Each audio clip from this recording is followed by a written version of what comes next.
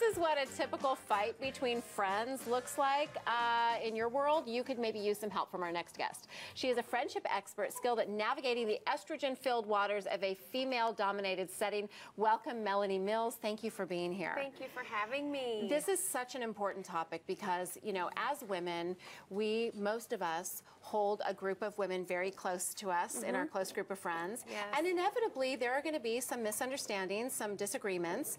And I think women, we're so emotionally charged. Yes. It's sometimes hard to get through those waters. So give us some tips. That is very true. I think, first of all, we need to start out remembering that there's not one other person that has our same viewpoint. Not one. And so just coming into friendships and relationships knowing that can be an underpinning of a respect that you can bring into those friendships. And so just knowing that, I think, is paramount. And then secondly, I think it's very important to realize that so many other factors also play into why someone feels the way they do or believes what they do, and we might not always know all the facts. And so just extending grace and offering forgiveness, I think, is extremely important in relationships. And that sounds like just in relationships in general, just to be able to look at them respectfully and, like you said, understand that they may be going through something that you don't know.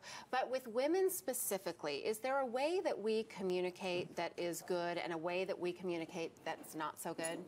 Definitely. Well, you mentioned being emotionally charged. And so I feel like it's important for us to be able to contain, is the word that I think of, just manage our emotions. It doesn't mean that we don't have them. Our feelings are valid. Their feelings are valid, even if we don't agree with it.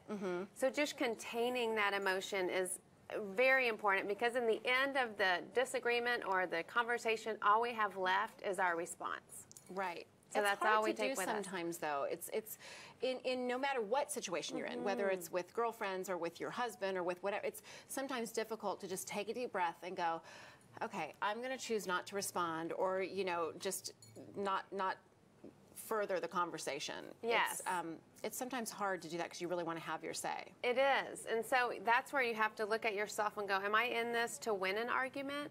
Am I trying to make my point, or am I here to hear their side too? Like, is this an exchange, or is this more about me? Is this a platform for me to just like spew my beliefs and have that other person believe? Yeah. Well, and it goes both ways. And so if you're not coming in at the same playing field, it's not an equal exchange, no matter what we're talking about, even with our children. So how do we manage things better than with our female friends? I think, first of all, for me, I try to assume responsibility for myself first. Even if I disagree, I have to go, okay, what is my part in this? Where do I need to ask for forgiveness or own up? I call it cleaning up my side of the street. And then I think we have to look at where the other person is coming from and understand, okay, I need to look at why they believe that and where, or whatever that is, why they're thinking that way or why they responded that way. And so it's getting outside of ourselves so that we can move forward. That is sometimes a very difficult thing to do. It's easy to say. It's so and hard because do. we're fleshly and we're human and we're imperfect, and so we want to respond. Tell me about your background.